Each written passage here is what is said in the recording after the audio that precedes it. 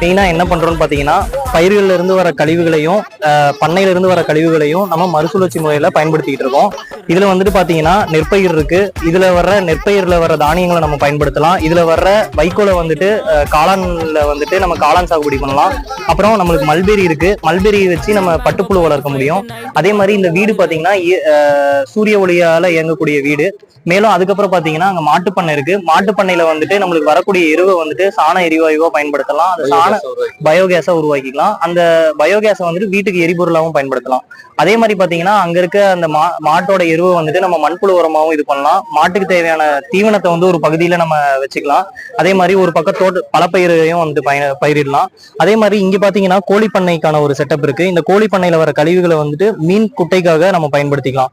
இது வந்து மொத்தமான ஒரு ஒருங்கிணைந்த பண்ணையம். இதுல வந்து விவசாயிகளுக்கு வந்துட்டு ஒரு பயிர் சார்ந்து ஒரே ஒரு பயிரை சார்ந்து நஷ்டம் அடைகிறத வந்துட்டு நம்ம இதனால தடுக்க முடியும்.